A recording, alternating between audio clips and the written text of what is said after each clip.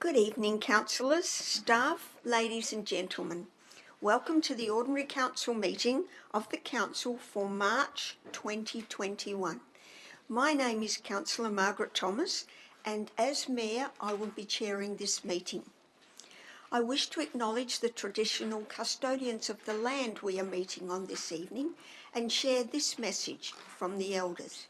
Kaya kaya burias, maman and yoks, nuna de mort, Nichikula Nalamaya Kalamunda Butcher, Yayi, Nanjurapan, Wajilas Kulan, Jina, Nunada Nicha, Nunga Butcher, Nunga Burdias Kura, Yayi, Burda, Cadillac, Burda, Kaya, Yunga. Hello, welcome to our leaders, men and women who have come to our place today, and I'm happy to see you standing on Noongar land of their leaders, past, present and future. Thank you. The operations of Council and the agenda for this meeting are governed by the provisions of the Local Government Act, standing orders and rules of conduct. All matters of business listed in the agenda will be dealt with as separate decisions of Council.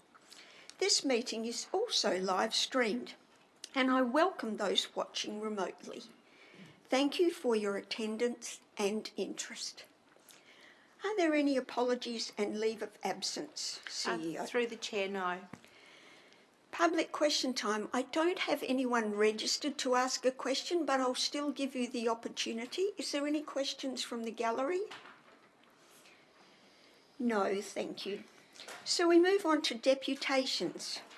The first deputation is from Cosimo Rando, and he has asked the CEO to read it. However, he is available should councillors have questions. On behalf of Cos Rando at 10 Kiev Court, Lesmurdy, I wish to have my property at 6 Repatriation Road, Pickering Brook, included in the submission for the Pickering Brook Township expansion. There is no valid evidence or studies to prevent it from being rezoned. 6 Repatriation Road is a 2-hectare property at the entrance to the Pickering Brook Township. It is opposite the golf course, general store, sports club. These businesses need more residential housing for their survival. The land is cleared and will never be used for agriculture, horticulture. There is no sustainability or environmental constraints to prevent a residential subdivision. There is no evidence, only assumptions, to support the working group from the state government, the assertion that a reticulated sewerage system would not be feasible. The previous town planner at the city of Kalamunda consistently has affirmed that 6 Repatriation Road qualified for rezoning.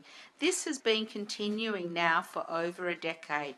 Meetings with Matthew Hughes MLA and Kalamunda councillors have indicated support for the rezoning of 6 Repatriation Road. We ask that the Kalamunda Council get supporting evidence by way of justifiable planning grounds to support the inclusion of 6 Repatriation Road in the larger area expansion plan. We have been misled for too many years. Alternatively, stop misleading us with false assumptions of being able to rezone our property. We would therefore request Kalamunda Council support the rezoning of 6 Repatriation Road based on its planning merits rather than on assumptions. Thank you. Councillors, do you have any questions for Mr. Rando? Councillor Sewell, Mr. Rando, would you like to come forward? Absolutely. If you just come forward and answer this question, take a seat. Thank you. Yes. Councillor Sewell.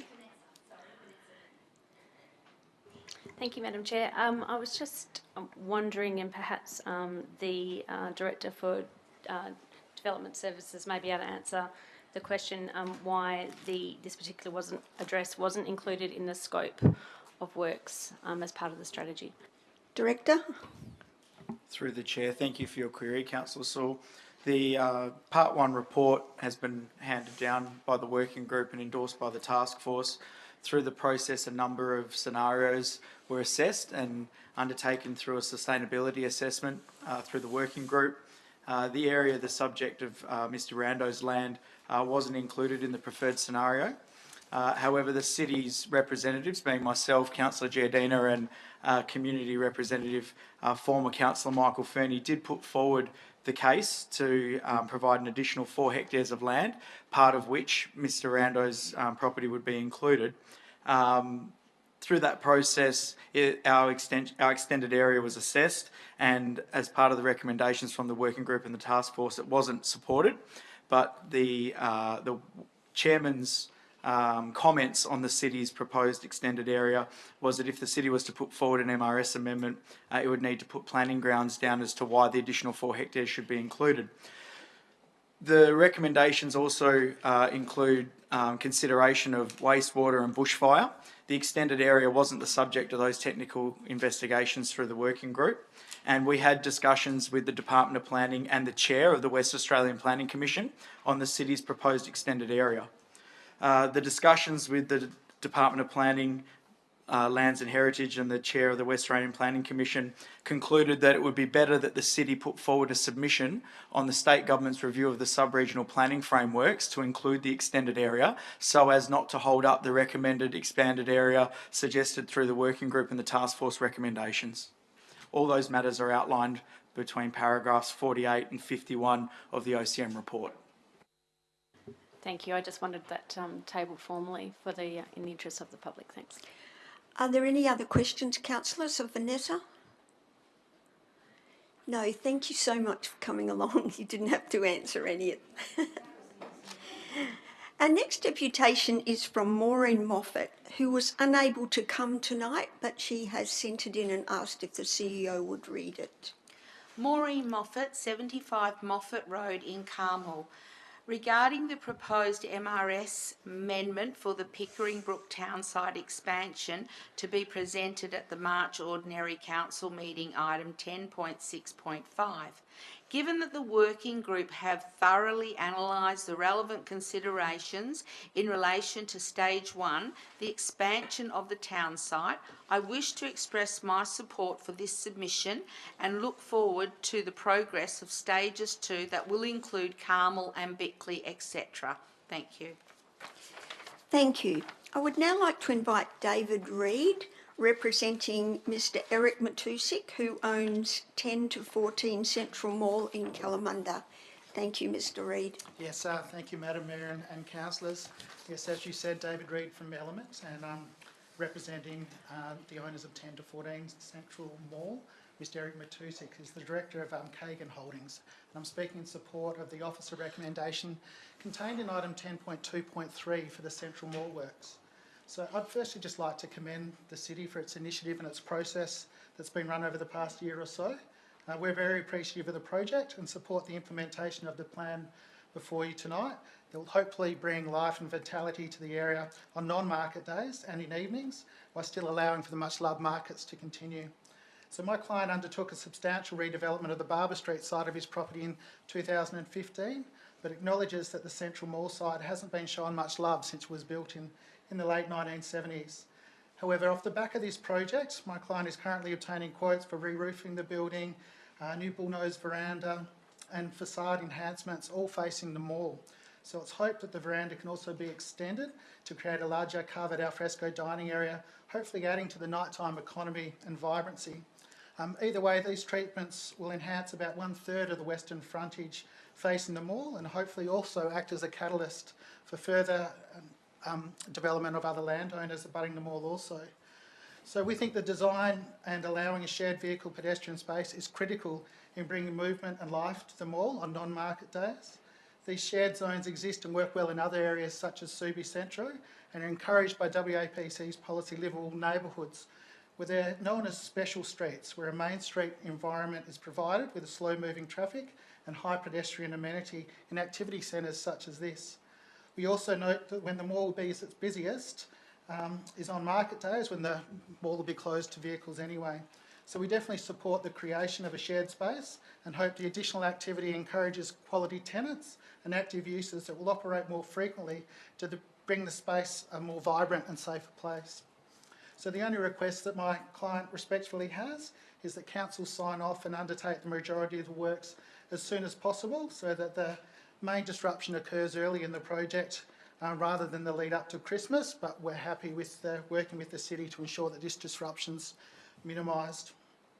The other aspect where we'd like the city's cooperation is probably following the completion of works for the ongoing management of the bays in Central Mall itself and also at the southern end. So based on recent visits, it appears as though the bays near the Coles loading dock are mainly used for long-term staff parking, and it'll be far more desirable for these to be short-term customer parking. So finally, we'd just like to reiterate our support for the project and the level of private investment that this project is likely to generate for not just my client, but hopefully the other adjoining landowners that should then bring this life to this precinct on non-market days, sort of for the benefit of your whole community. Thank you for your time tonight. Councillors, do you have any questions for Mr Reid? Thank you very much for coming to speak to us. I would now like to invite Mr Peter Forrest to come and give his deputation on 10.2.3 Central Mall Streetscape.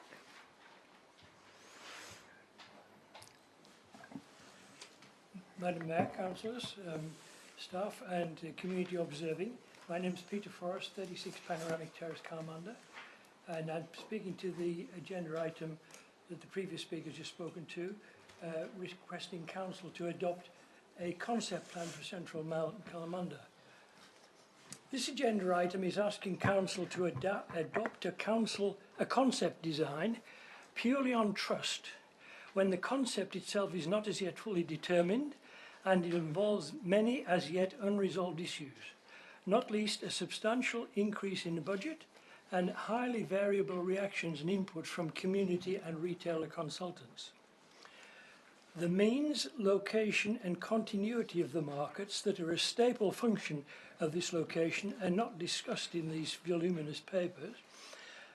No input is listed from the Chamber of Commerce, who run a weekly Friday night and farmers markets, although there have apparently been some ongoing consultations and loose assurances given, but not yet openly shared with community or council.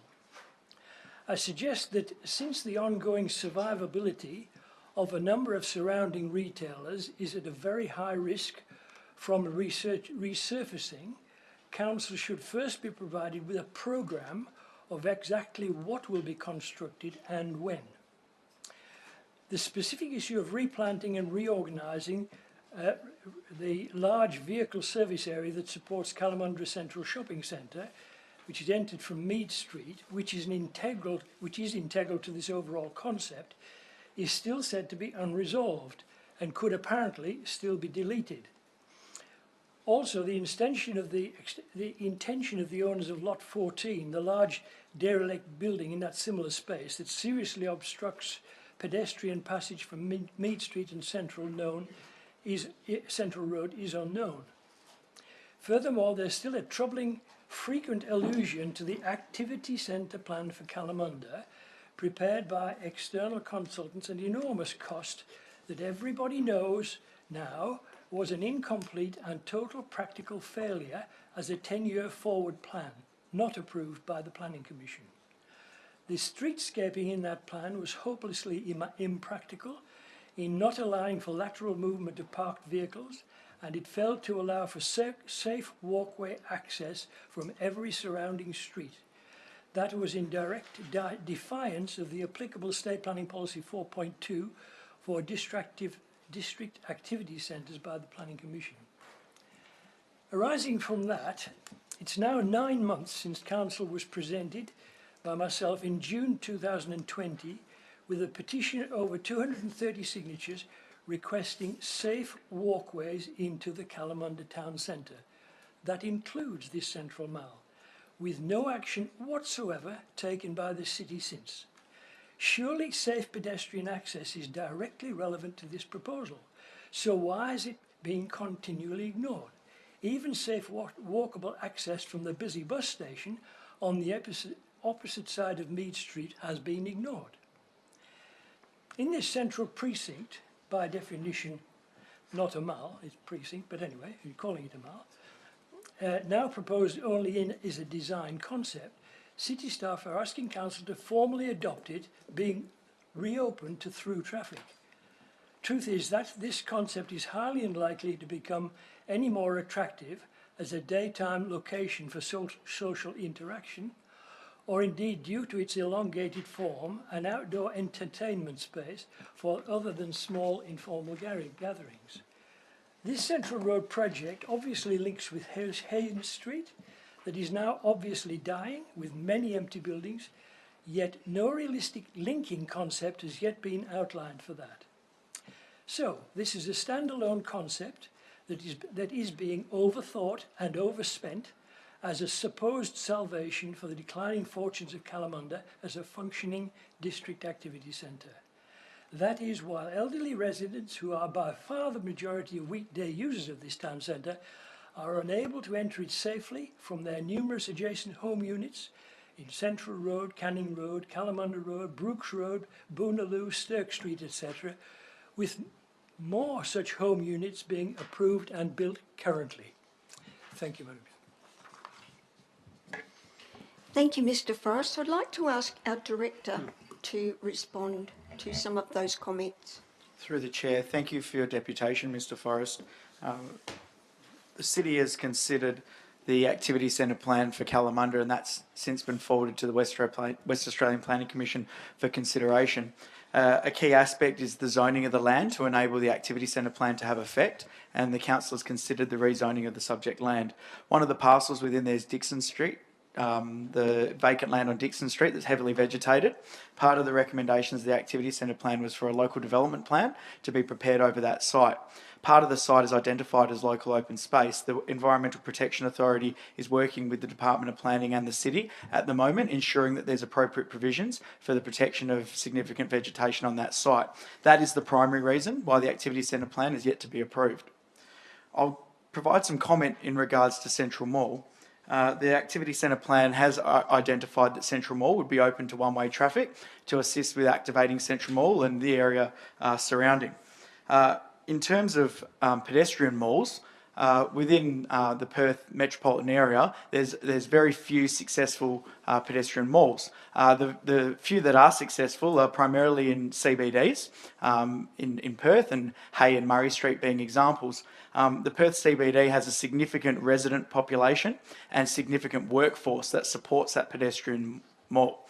Kalamunda doesn't have those characteristics. There simply isn't the correct recipe to maintain an activated central mall outside of market days that's solely closed to pedestrian traffic. So on that basis, we're seeking to activate Central Mall, opening it up to one-way traffic. And I do note that in the 1980s, it was a two-way street. I'll defer to the Director of Asset Services for some further comment in regards to the Central Mall design. Mr. Forrest, would you turn the microphone off so we can system can work? Thank you very much. I think by way of clarification, we are in a journey on how we get to a builder starting work.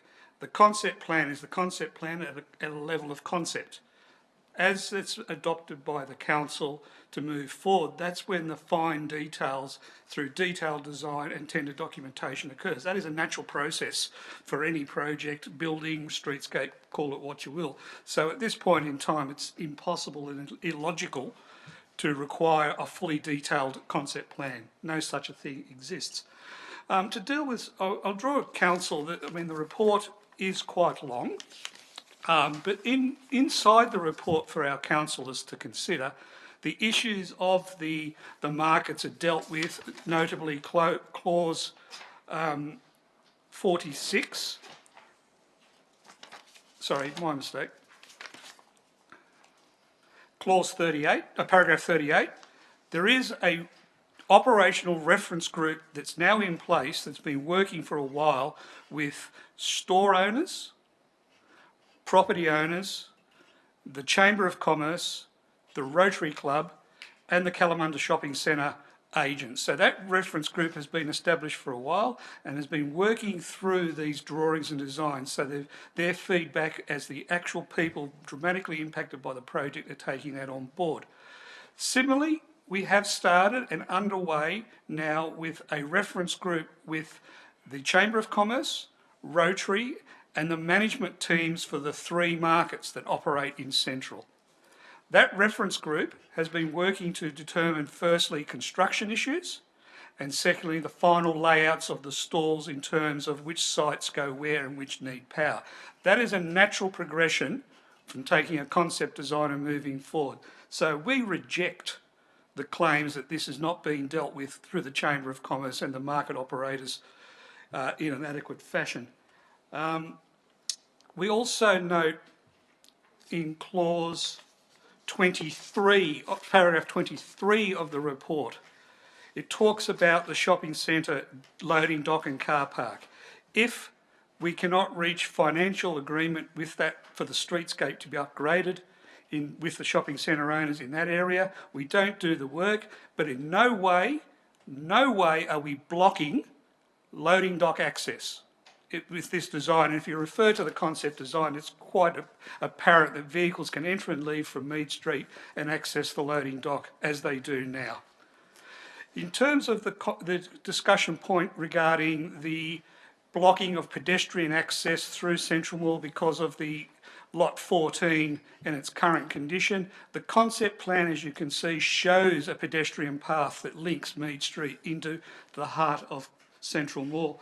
So in conclusion for councillors, I think the concerns raised by Mr Forrest are dealing with fine detail in general that is yet to be developed. That's what has to happen in concept plan, and some of the matters raised are clearly incorrect.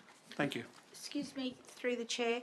Can I also ask the director to comment on the issues around pedestrian access by the seniors into the town centre? Could you speak to the 40-kilometre zones that we're looking at, the pedestrian crossings we've put out, and any other items that we've looked at since we received the petition last year? Through the chair, what has occurred since that submission or that petition last year, the city has been successful through the support of the state government in being able to upgrade the zebra crossing at Canning Road near the IGA to a signalised pedestrian crossing. So that progressing that design and construction costs now through our budget processes. Recapping that under the main roads rules, which was explained to Mr Forrest on several occasions, that under main roads warrants, none of the streets, apart from that zebra crossing in Canning Road, qualify for pedestrian crossings. They just would not, main roads would not support and allow us to construct those. It's been taking political advocacy to get the upgrade to the one on Canning Road to a signalised pedestrian access. Secondly, and I'll reinforce, Central Mall is a shared space. Low speed, we're targeting a 10-kilometre-an-hour speed with very low traffic volumes. We just fundamentally reject that there is going to be potential more hazards than walking on the road, such as Haynes Street. In terms of the next issue that's underway, the city is out for community consultation now, which has closed, on whether or not the town centre streets should have their speed limits reduced to 40 kilometres an hour. We have received all the community feedback on that. We're now, through our team, preparing a council report on the feedback from the community and a recommendation of which streets we should progress to lower speed limits or not. I anticipate that coming to the May series of council public agenda briefings and council meeting. Thank you, Director. Councillors, do you have any questions for Mr Forrest? Thank you very much, Mr Forrest. No, I'm sorry, we have to move on, Mr Forrest. I'd now like to call upon Paige McNeil, who is going to give you deputation on 10.6.9, Perth Hills Future.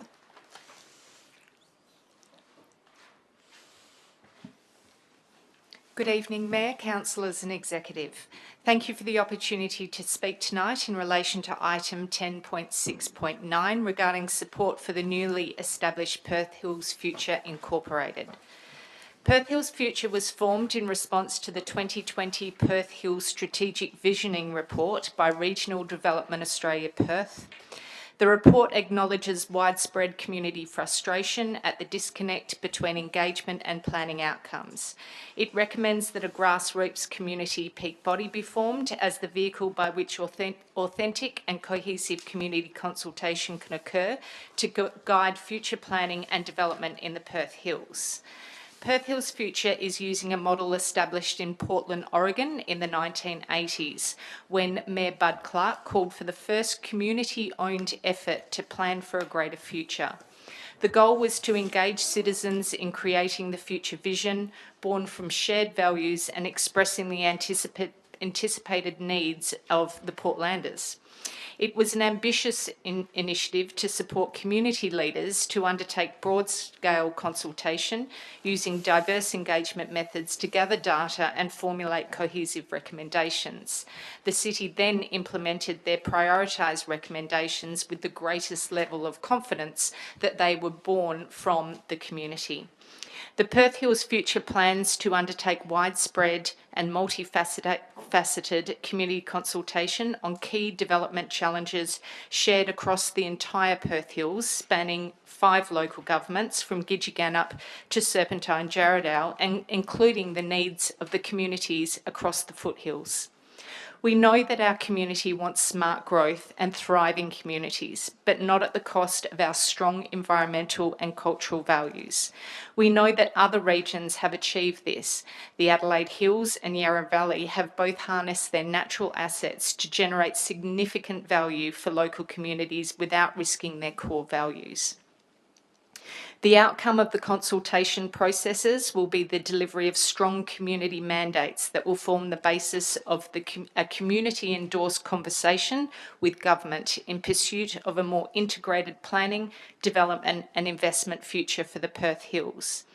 We applaud the city for their progressive and innovative initiatives, including the consideration of solar farms, for example, and as such we consider the City of Kalamunda to be a natural partner as we investigate alternative energy solutions for the Perth Hills. We seek to build a collaborative relationship with the City of Kalamunda that helps to support your strategic priorities. We intend to consult and engage throughout the process to ensure our work is aligned with the City's objectives. As detailed in the Shire Officer's report, Perth Hills Future has the support of our member for Kalamunda, Matthew Hughes, who we're meeting again with on Friday to progress our working relationship. And we are dedicated to endorsing and building relationships with government departments, including but not limited to the Department of Lands, Planning and Heritage, Western Australian Planning Commission, DFES, and including volunteer brigades, Energy Policy WA, Department of Water and Environmental Regulation. We have scheduled a second meeting with the member for Swan Hills, Jessica Shaw, and also speaking to her for the first time in her capacity as Parliamentary Secretary to the Minister of Tourism. And we are seeking an introductory meeting with Hugh Jones, new member for Darling Range. From a federal perspective, we've secured the support of the Honourable Ken White, Member for Hasluck and Minister for Indigenous Australians. We meet again with Ken on the 9th of April to further explore community consultation with regards to the environmental value of Perth Hills, telecommunications challenges and the Indigenous and heritage significance of the Perth Hills. We also plan to explore partnerships with Curtin and Murdoch universities. Perth Hills Future believes that the time is now to seize the opportunity to develop a community-led dialogue about the future of the Perth Hills. If we don't act now, we risk further community disengagement and frustration, discouraging investors and endangering the essence of what we all love about the Perth Hills. The Perth Hills are an iconic Western Australian natural asset and biodiversity hotspot that is critical to the health of the greater Perth region and whose ecological and cultural importance grows daily as the Swan Coastal Plain is developed. We want a strong economic future that protects and enhances our environmental and cultural values, brings the community together and leaves a positive legacy for our future generations. And we would value the opportunity to work together with the City of Kalamunda to achieve this end. Thank you very much for your consideration. Thank you very much. Councillor, do you have any questions for Mrs McNeil? Thank you very much for coming to speak to us. CEO, are there any applications for leave of absence? Through the Chair, no, I've not received any this month. Thank you. I now move on to the minutes of the previous meeting. Is there a mover that the minutes of the Ordinary Council meeting on the 23rd of February 2021 are confirmed as a true and accurate record? Thank you, Councillor Stallard, and seconded by Councillor Blair. All in favour? That is carried unanimously. On the basis of the above motion, I now sign the minutes as a true and accurate record of the meeting of the 23rd of February 2021.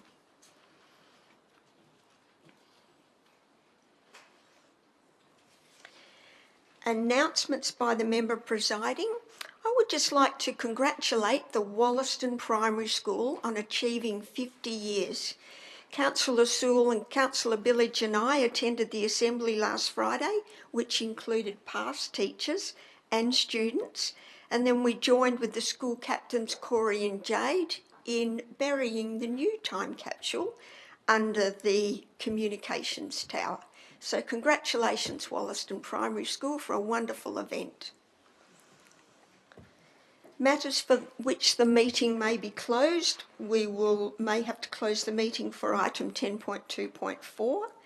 Are there any disclosure of interests? Through the Chair, no, I've not received any disclosures. Councillors, we move on to the reports. It's a very full agenda.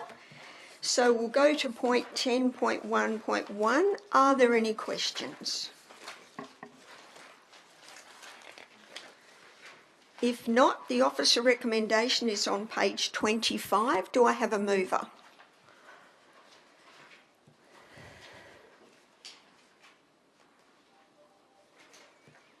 Councillor Sewell, and a seconder, Councillor Blair. Is there going to be any debate, councillors? If not, I'll put the motion. All those in favour? Carried unanimously. Item 10.1.2. Public open space for public advertising. Are there any questions? The officer recommendation is on page 33. Do I have a mover?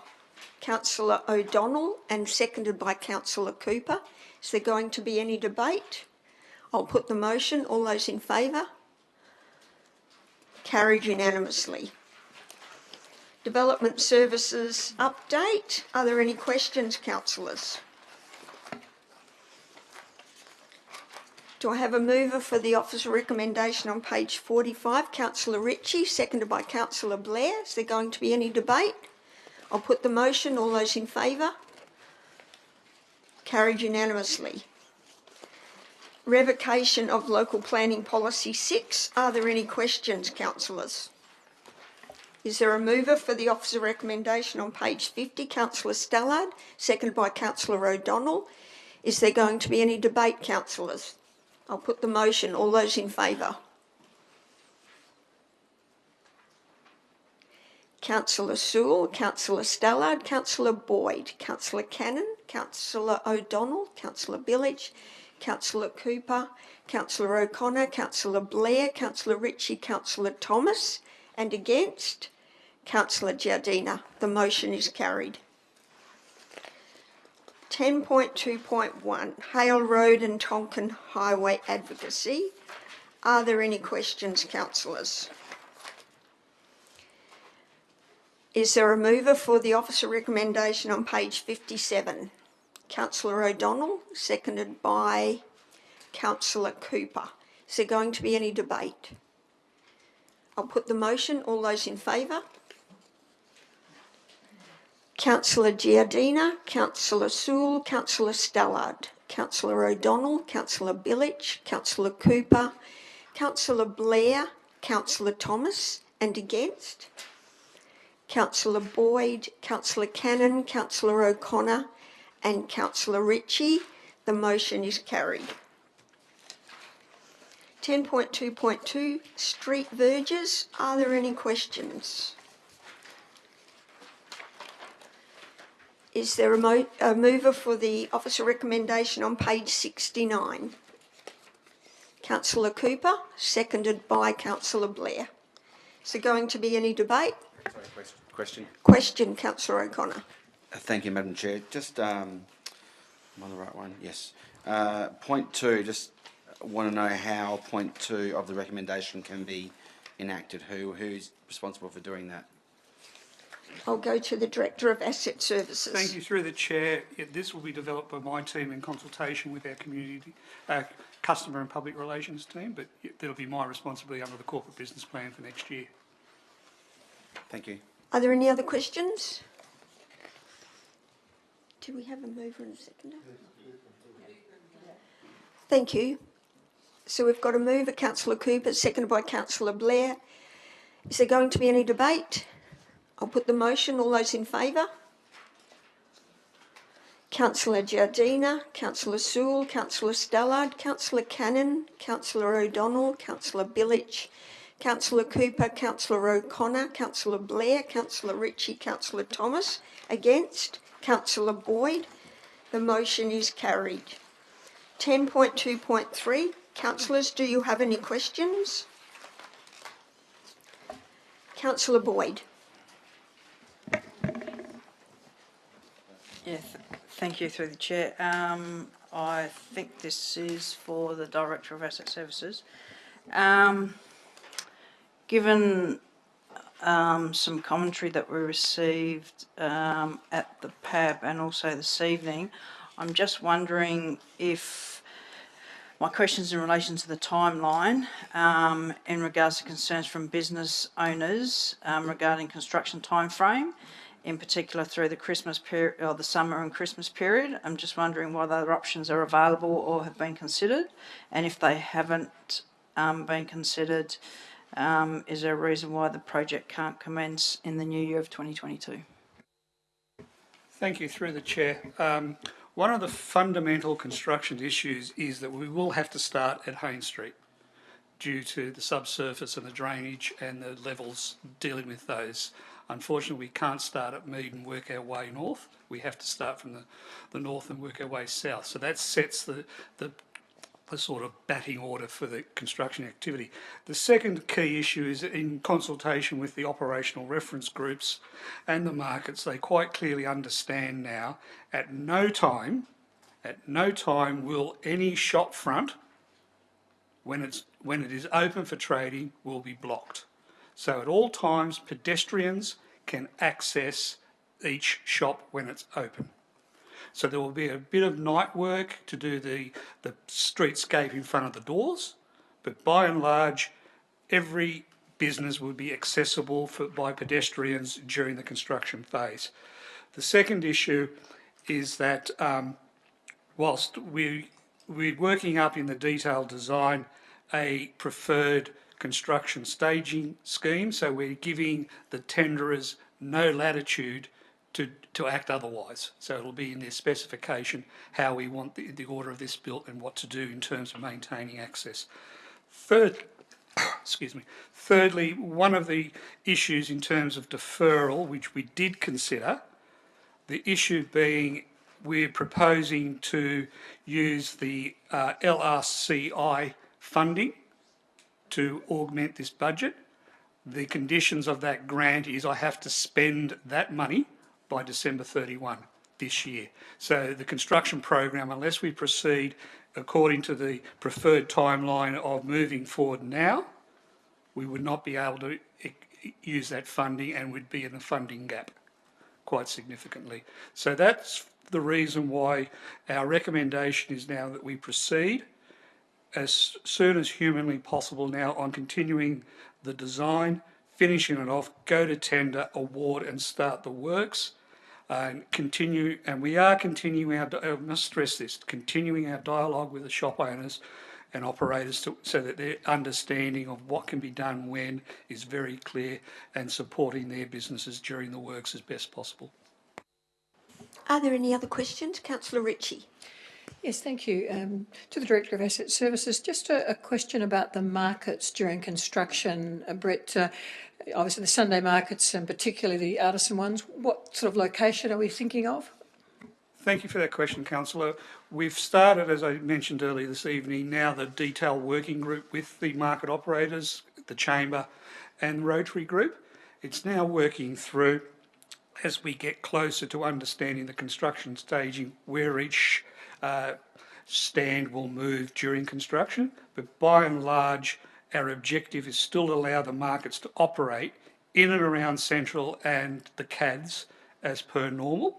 There will be tweaking, let's be upfront, there will be tweaking of the design for the weekend markets as well, predominantly, but the night market being less frequent, we can work around that. It's just working through the construction timing, which we gets greater clarity and visibility as we further proceed down the design and tender process. Thank you. Sorry, Councillor Boyd, you had a follow-up question. Yeah, I did, thank you. For the Director, just a follow-up question in respect to your previous answer. I'm just wondering if it's feasible to, whilst I understand you said there's still works going on with the business owners, is it feasible to write to the business owners in Central Mall to provide them some assurance that their businesses, the trader businesses won't be affected, so that they have that assurance? Thank you. Through the Chair, that's a good question, and I'm sure it's quite easy that we will be communicating directly to each shop owner. The intent would be during construction as well, that our intent, which will be built in the documentation, that the builder will be regularly updating each business with a 2-week look-ahead program, so they're getting detail as we proceed down construction of what the next 2 weeks look like. That's, in my experience, it's the most effective way of doing streetscapes in live environments. Councillors, do you have any more questions? Councillor O'Connor. Thank you, Madam Chair. We heard this evening from a representative from Element Planning Group who talked about the possibility of of their client extending verandas onto, well, I guess from the shop front. How does it go when they're extending verandas onto city-controlled road reserves? Because doesn't our land go right up to the doorstep? And Thank you, Councillor, for that question. No, it doesn't, funny enough. If you refer to the concept plan, lot 501 in question, if you could see the dotted line that bisects the circle 3, the dotted line that runs the full length of lot 501, that's the property boundary. And that's in the discussions that were held earlier this week with Mr Matusik and Mr Reid. That's the general extent of where they believe they can extend the awning to. So the streets, it is interesting that the property boundaries aren't the doorstop, and that's what we're trying to make in this report, that the streetscape needs to go door to door and not just the road reserve. Are there any other questions? Councillor Sewell. Thank you, Madam Chair. My question relates to ongoing information provided to councillors, particularly around the consultation with shop owners and the market providers. I'm just wondering whether there's clearly a lot of misinformation out there, and if we could just maintain updates with councillors so that we can assist with overcoming that. I have spoken to many of the shop owners, and every single one of them recognise that they've been consulted and have appreciated the level of input. Thank you, Councillor Sewell, for that positive feedback. Nicole O'Neill and myself are working very hard on our comms plan, and as we proceed through construction, it does ramp up quite significantly in terms of information flow. Councillors, Councillor Blair, you have a question. Yes. Is there any further communications or discussions with the Kalamunda Shopping Centre management regarding the $125,000? Thank you. Through the Chair, to actually put it all in context, the agents for the Kalamunda Shopping Centre, as Knight Frank, they're based here in Perth, but the owners of the shopping centre, Australian shopping centres, are based in Sydney.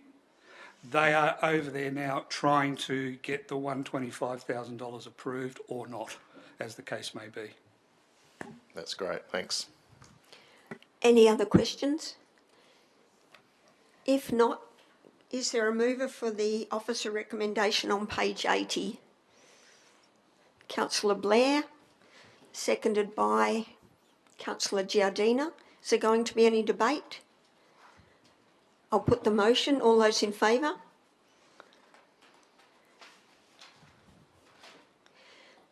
Councillor Giardina, Councillor Sewell, Councillor Stallard, Councillor Boyd, Councillor Cannon, Councillor O'Donnell, Councillor Billich, Councillor Cooper, Councillor Blair, Councillor Ritchie, Councillor Thomas, and against Councillor O'Connor.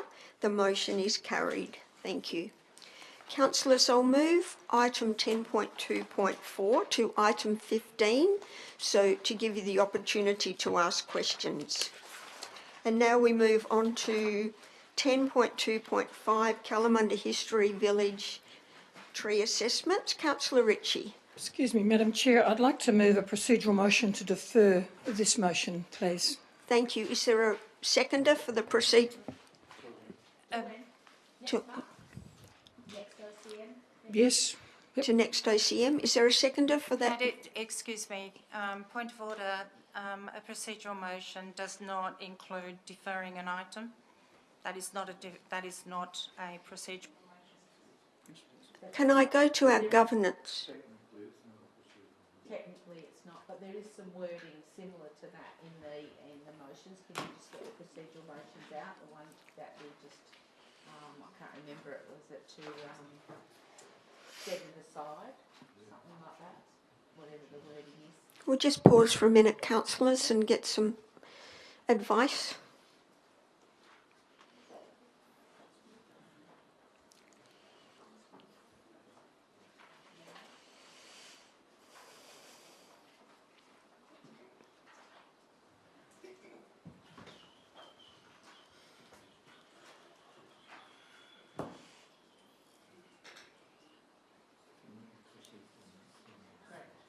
So the wording is that point 11.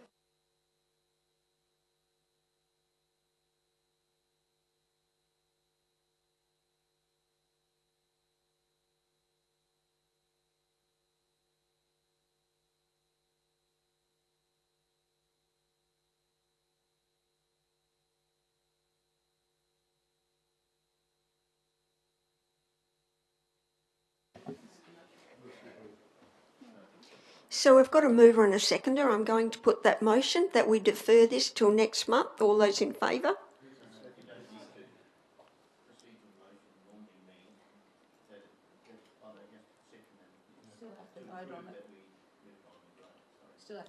We're still voting on it. So I just have a question, sorry.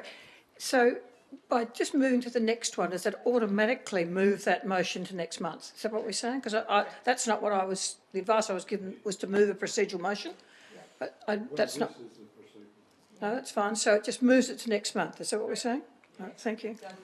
So is everyone clear? We've got a mover and a seconder. I'm putting that motion to the vote. All those in favour? Who was the seconder? Councillor Blair. And that is carried unanimously. Thank you very much. So we move on to item 10.3.1. Are there any questions, councillors? This is regarding the Southwest Native Title Settlement. Do we have any questions? If not, I will ask for a mover for the officer recommendation on page 101, Councillor Giardina, seconded by Councillor Sewell. Is there going to be any debate?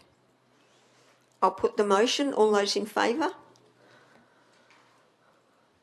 Carried unanimously. Item 10.4.1, customer service results. Are there any questions?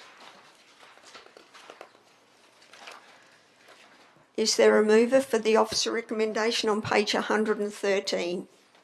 Councillor Stallard, seconded by Councillor O'Donnell. Is there going to be any debate? I'll put the motion. All those in favour? Councillor Boyd, you're not in favour of this? Okay. Councillor Giardina, Councillor Sewell, Councillor Stallard, Councillor Cannon, Councillor O'Donnell, Councillor Billich, Councillor Cooper, Councillor O'Connor, Councillor Blair, Councillor Ritchie and Councillor Thomas, and against Councillor Boyd. Motion is carried. The Audit and Risk Committee recommendations, I'm going to move those en bloc unless a councillor wishes to pull one out. If not, I'll ask for a mover for the recommendation on 115, which includes all of those. Councillor Giardina and seconded by Councillor Blair. Is there going to be any debate? I'll put the motion. All those in favour? Carried unanimously. Draft monthly financial statements. Councillors, do you have any questions? Is there a mover for this motion? Oh, Councillor Thomas will move this. Is there a seconder? Councillor Stallard. Is there going to be any debate? I'll put the motion. All those in favour? Carried unanimously. Thank you. Debtors and creditors report. Once again, I thank Councillor Ritchie for sharing her excellent questions with everybody. Makes it really easy when you present them to our officers early. Are there any other questions? If not, is there a mover for the officer recommendation on page 129? Councillor Stallard, seconded by Councillor Blair. Is there going to be any debate? I'll put the motion. All those in favour? Carried unanimously. The rates debtors report. Are there any questions? Is there a mover for the officer recommendation on page 134? Councillor Sewell, seconded by Councillor Boyd. Is there going to be any debate? I'll put the motion. All those in favour? Carried unanimously. Budget review for 8 months. Councillors, do you have any questions? Councillor O'Connor. Thank you, Madam Chair. My question is to the Director of Corporate Services regarding fees and charges, and specifically it's regarding the property rates settlement statement fee of $40. I'd like to know what work is involved in providing this statement to residents. Is it simply a case of printing a screen or pressing a button and exporting a report that can be emailed to residents? Director of Corporate Services. Thank you for the question. Through the Chair, no, it has a degree of manual intervention involved in it. It requires downloading of information from the system, running a report, making sure that we've got the latest information in terms of whether there's been any payments, additional payments, and then the construction of an email that goes out with it as a statement. So it has a manual intervention aspect to it. Thank you. Are there any other questions? If not, is there a mover for the officer recommendation on page 142? Councillor Blair, seconded by Councillor Stallard. Is there going to be any debate? I'll put the motion. All those in favour? Carried unanimously. 10.6.5. I know you've been very patient. This is the Pickering Brook and Surrounds Working Group and Task Force recommendations, page 1. Councillors, do you have any questions? I'm happy to move it, Madam Chair. Thank you. Are there any questions, councillors? Do we have a mover in Councillor Giardina? Do we have a seconder? Councillor Stallard? Is there going to be any debate? I'll put the motion. All those in favour? Carried unanimously. Thank you very much. 10.6.6, submissions for the 22-23 Metropolitan Regional Roads Group. Are there any questions, councillors?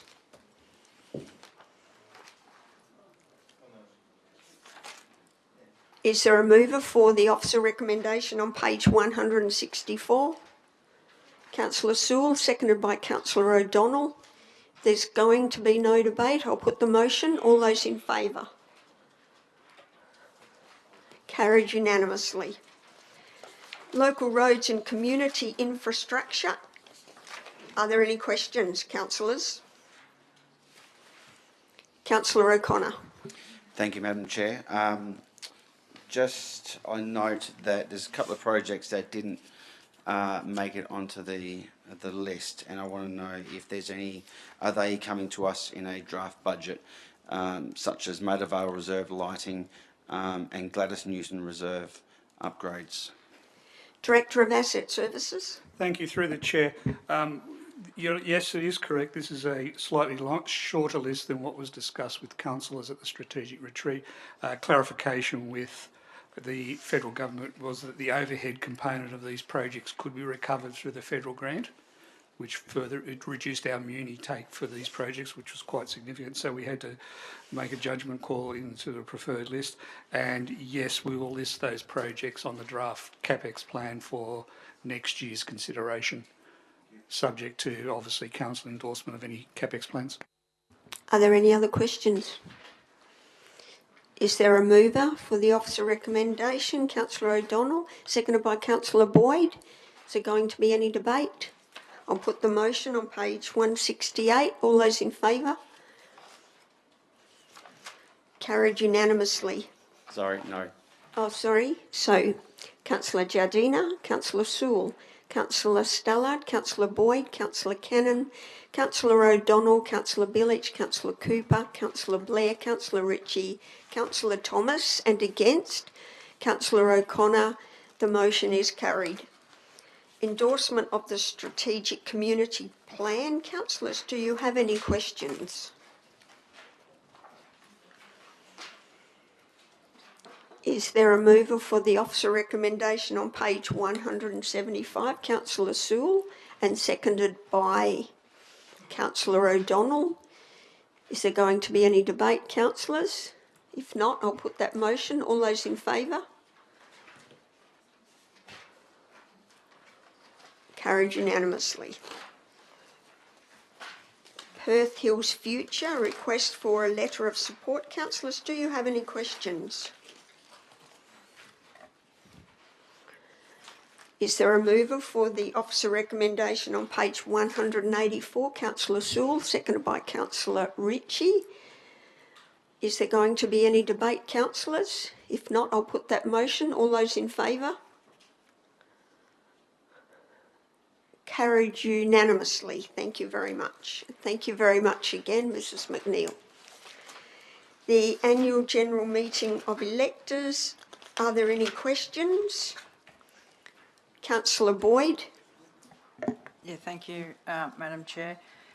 Just in regards to the recommendation, which is in point 2 in respect to preparing a report, I'm just wondering if the CEO can provide, I know it's how long's a piece of string, but how long does the CEO think it will take before this report would come back to Council? CEO. Through the Chair, that's in relation to the request for a moratorium, and I'll refer that to the Director. That's in his bailiwick. Through the Chair, the City is considering the motion put forward, and I'd envisage that a report would come back to Council by the end of Q3 2021, so September 2021. Follow-up question, yeah. Councillor Boyd.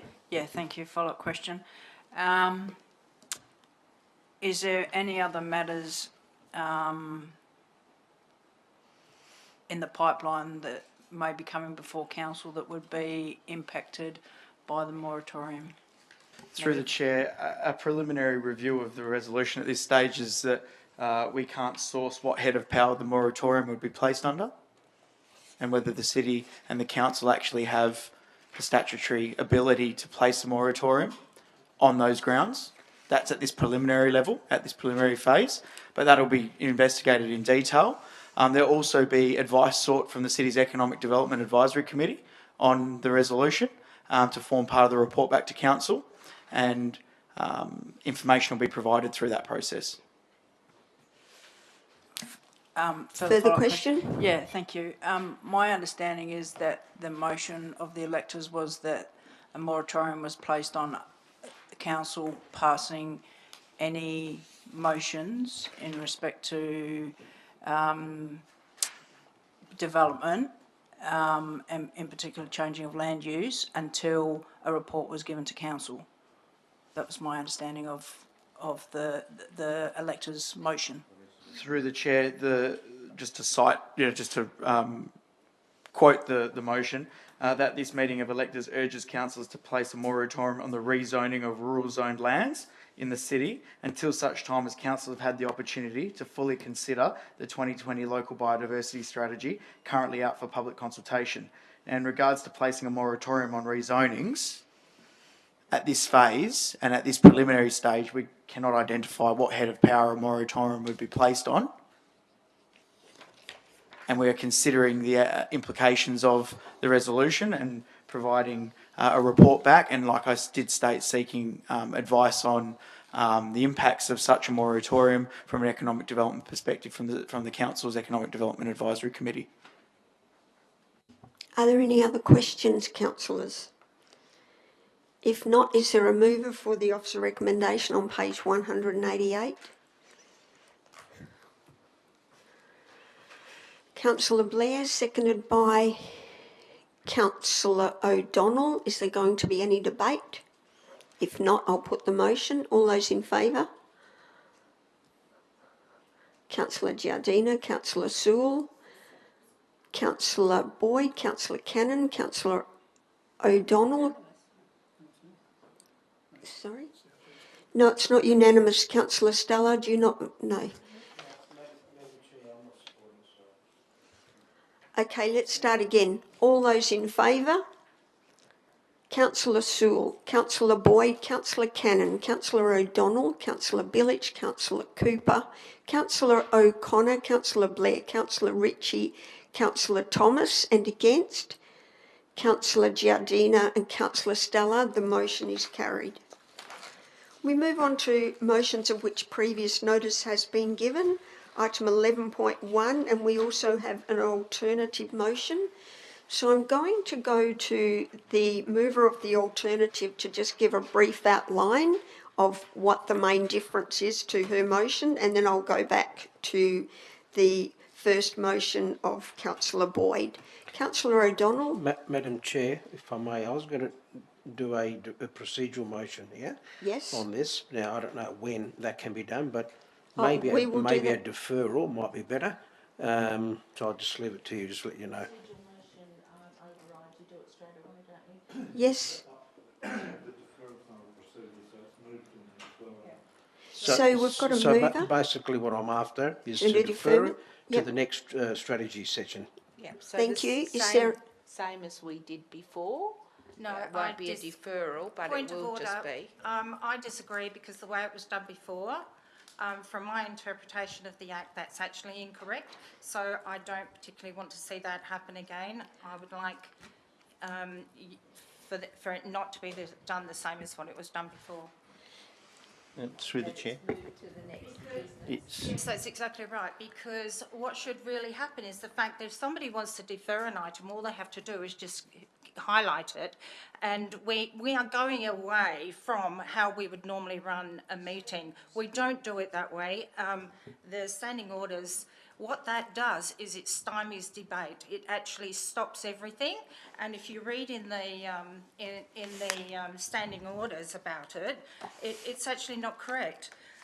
If you want to defer something, just highlight the fact that you'd like it deferred, speak about it, and then what will happen is no one will move it or second it or whatever, and it gets lost, and then the deferral will get up. But it gives people the opportunity to actually move a motion or whatever. The way it was done before, that stymied the complete discussion and everything, and it does not mean that it automatically goes to the next meeting, because it clearly says in the standing orders that there is no requirement for the matter to be raised again for consideration. So it is wrong.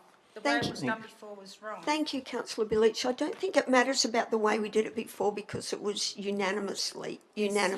However, we will do this one your way. So what I'm going to do, I've got three motions now. I'm going to ask the mover of the alternate motion just to give a brief, outline of what the difference is. We already know what Councillor Giardina's motion is, which is to defer to the next strategy session. And then I'm going to go back to Councillor Boyd's motion. If that is lost, we'll go to the alternative motion. If that is lost, we'll go to the Councillor Giardina motion. Is everybody happy with that process? So, Councillor O'Donnell, just the main difference between your motion and the first one. So basically, it's an internal process working with the Department of Fire and Emergency that will result in not spending money to do an audit of processes and to come up with some recommendations. Thank you. Now we'll go to the first motion you have. It's moved by Councillor Boyd. Is there a seconder for this motion? Councillor Stallard. There will obviously be some debate, so I'll go to the mover to speak on the motion. Councillor Stallard.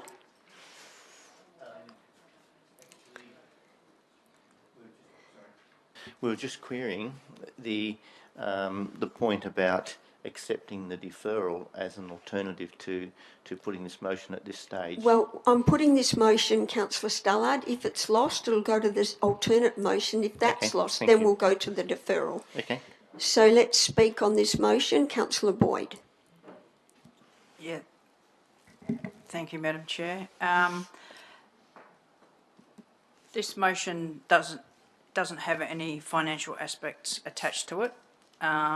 Anyone that's read the motion will see that it has changed slightly from last week. It's seeking that the CEO seeks quote, so there's no monetary value attached to it, which provides it actually a similarity in that respect to Councillor O'Donnell's. This motion before us is quite simple and has been simplified since last week, notwithstanding the importance of fire hazard mitigation for our wider community and to ensure that the undertaking of an audit isn't rushed.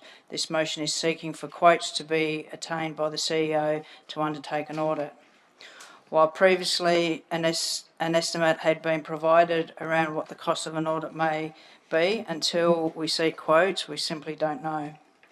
The importance of an independent audit really should go without saying.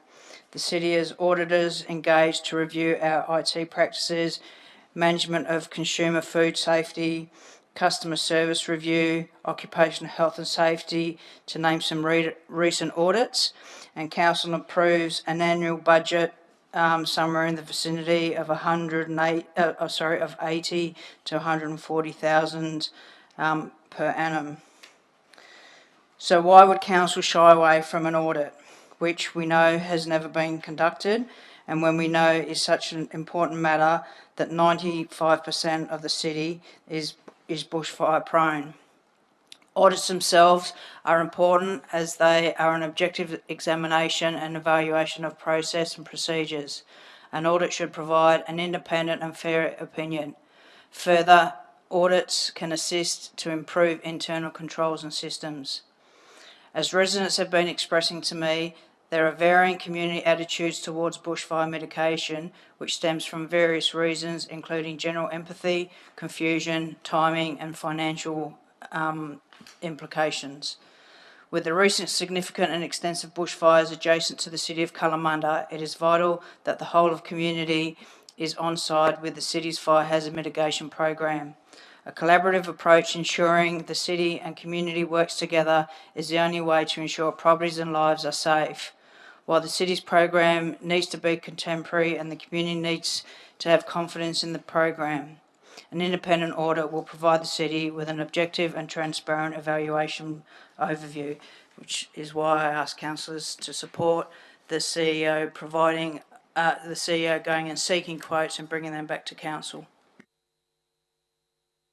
Thank you. I'll go to the seconder. Thank you, through the chair.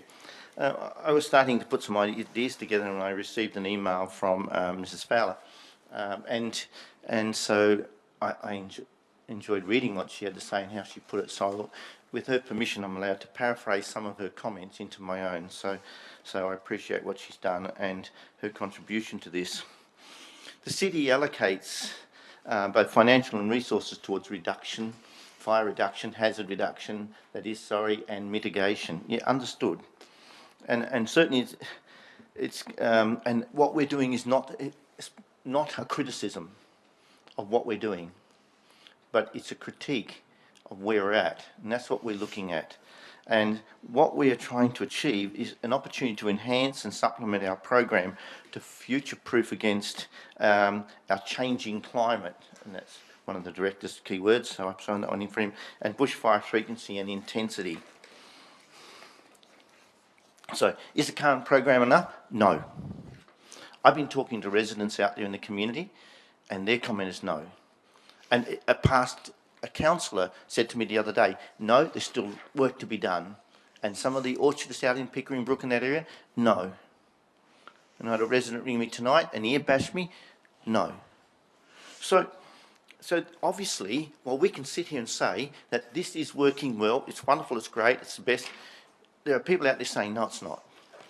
There are still some areas that we can look at. There are some people out there who haven't taken on board what we're offering. They haven't accepted what they're asking us to do, or haven't had the ability, the opportunity to do it. So not everybody is going along at the same pace, in the same direction with all of us. We need to get everybody on the same page. We need to have everybody going along with us, and we need to make sure we've got the confidence and support of everyone in the community, or as many as humanly possible, to get going. This is not happening. There are people who are slipping through the loop. There are people who are not necessarily complying. I had one of them say to me that they were having trouble with the burning off program, and when they couldn't. And some of the comments made that I walked away from because I didn't agree with them, but they were getting a little worried about it and annoyed at some of the processes. Verges, what's happening there? What's happening to people? Like, there's a gentleman who's just come out of hospital, and he certainly hasn't had an opportunity to do things. I was talking to someone who does the actual cleaning and clearing of fire breaks, and he said there are issues that need to still be worked through. So I don't want to labour it too much, but that's why I've just paraphrased a lot of the stuff. I believe that if you said to me, is my house functioning really well and dynamically? I go, yeah, of course. But is it really?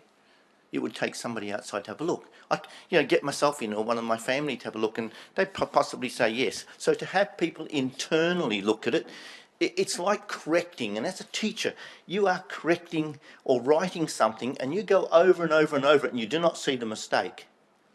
And the mistake goes through.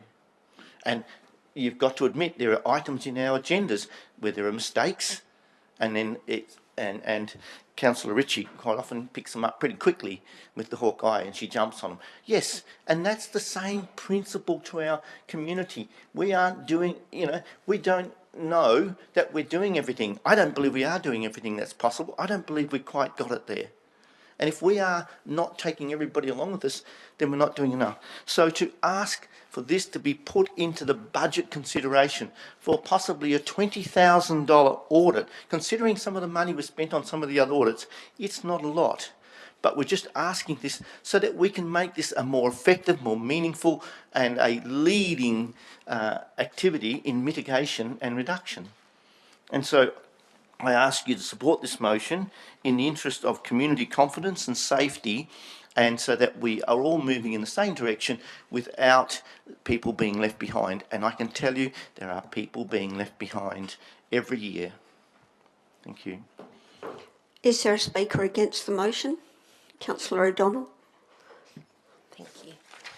So, first of all, although the motion does not talk about money, it talks about the option to include the quotes for the operating budget for consideration. So there is an intent to include a budgeted item in the budget. So I will make that clear that the option that we have here is about looking at what we've got. The rationale is that the statistics within our report in relation to the inspections, I don't feel warrant spending this money or going for the quote, because what we have is we have the opportunity of council oversight, and we have done this for quite some time now. We have had presentations at our strategic sessions, some several weeks ago, where we had the opportunity to ask questions and provide feedback. We have weekly updates on the infringements and the cautions that are issued. We have people that call us, and then we have the opportunity to rectify and address these situations with the staff. And we have detailed information on issues that do occur through the system. I feel that if we go straight to an audit where we have already offered 2 weeks ago opportunities for the staff to take our feedback into consideration with a view to addressing the issues for the next fire season, then we're really not giving the staff the opportunity to basically do the job the best that they can with the resources that we have without looking for budget. And also the fact that we have the budget is not going to be passed for months now. So what we could do is spend time starting to build our internal logs. There is scope definitely for improvement, and we as council and the city should be working towards that continuous improvement. But we nearly need to look at what resources we have before we go outside. I think that when we're talking about expending money, we need to look at what we can do inside before so that we basically save ratepayers' funds. Now, we have DFS, Department of Fire and Emergency Services. We have access to them as the state government agency with the oversight, and to have a great relationship with them, I think it would be a great outcome for the city to collaborate with them and to build us on the areas that we've already outlined for review in the notice of motion. And once we have that view, and once we're able to benchmark these processes, then we can determine as a council and as the city if we do need to expend this funding. I just think that we really need to understand and give the staff the opportunity to actually demonstrate that they are addressing our issues, or they're not. And I think at this point in time, that going out to an external quote is really not in the best interests. I would prefer sticking with the motion that is on side here, which is about doing the internal review with DFS and with the city. And I've presented that alternative motion, and I hope to see that councillors will support that alternative. Thank you. Is there a speaker for the motion? Councillor O'Connor. Thank you, Madam Chair.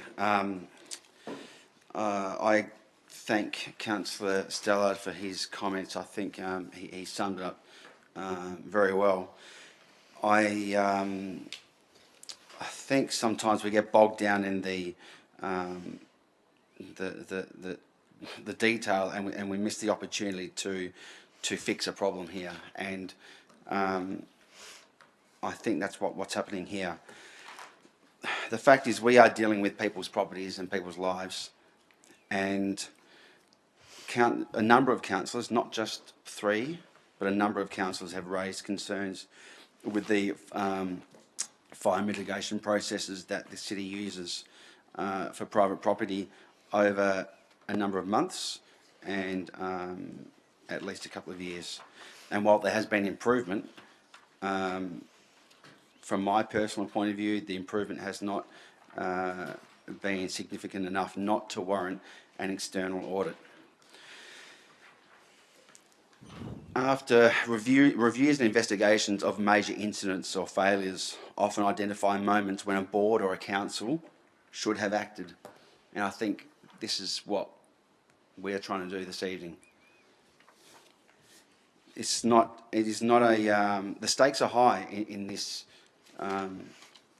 area, and you know, we do audits on all sorts of things. Some things sometimes you laugh and think, why would we audit that? But this is not a laughing matter. This is intensely serious, and obviously everyone knows that, but we seem to be getting bogged down in the, could it be 15,000, could it be 20,000?